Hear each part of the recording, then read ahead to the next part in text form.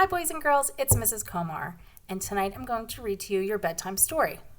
Now since the school year is almost over, I found this very special book that I wanted to share with you. It's called Mrs. Spitzer's Garden. Now I like this story because Mrs. Spitzer reminds me of someone, actually a group of people, and her plants remind me of someone or a group of people also. So at the end of the story, I'll share with you who this book reminds me of and see if you can figure out as I read what I think of when I read this story. So let's begin. Mrs. Spitzer's Garden by Edith Patu. Illustrated by Tricia Tusa, and it is published by Harcourt Press. Mrs. Spitzer's Garden. Mrs. Spitzer is a teacher. She is in room 108 at Tremont Elementary School.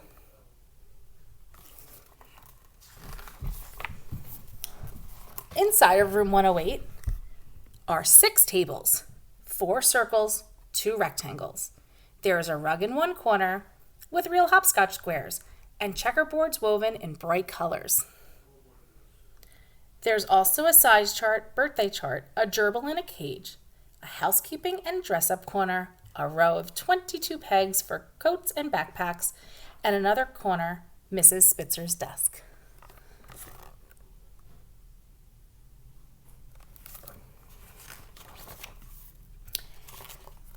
At the end of summer, Mr. Merrick, the principal, walks down the hall to Mrs. Spitzer's room and gives her a packet of seeds. Mrs. Spitzer consults her calendar and plans her daily schedule. She checks her tools.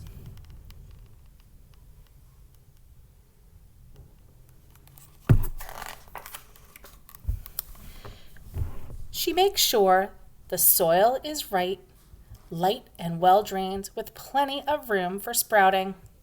Then Mrs. Spitzer plants the seeds. And there she is.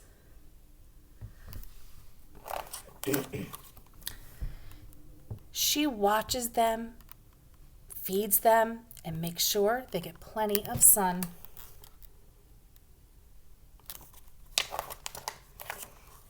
The seeds begin to sprout.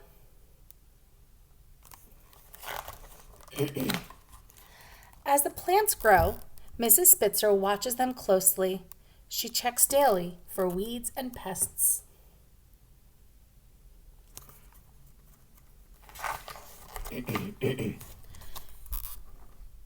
She knows that different plants need different things and that each plant has its own shape.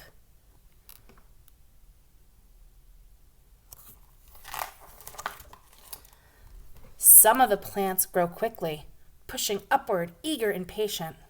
Some grow more slowly, unfolding themselves bit by bit. Some plants sprout thin and tall. Some are bushy and wide spreading. Some are bold and showy. They are brightly colored, saying, "Look at me!" Some are very silvery and quiet, the color of the earth.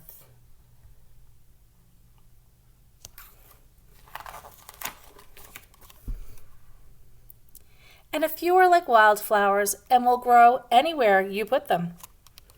And some need gentle care, special watching over.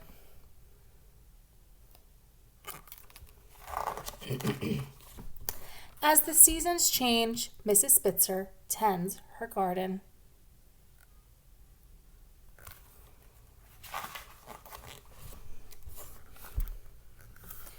And then the year is over and her job is done.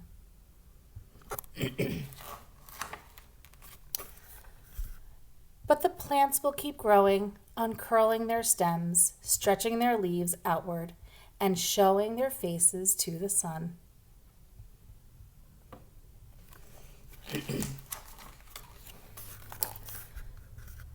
Mrs. Spitzer puts away her tools, her daily calendar, and her plan book. Soon another year will start, and Mr. Merrick will once again walk down the hall with a packet of seeds for Mrs. Spitzer. She will dust off her tools, till the soil.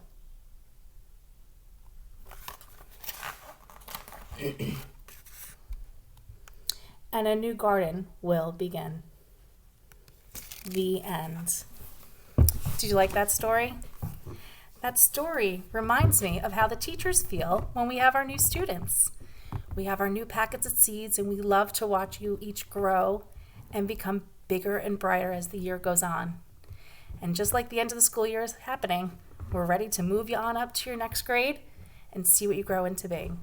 So I hope you have a wonderful night's rest, have sweet dreams, and we'll see you all soon. Good night.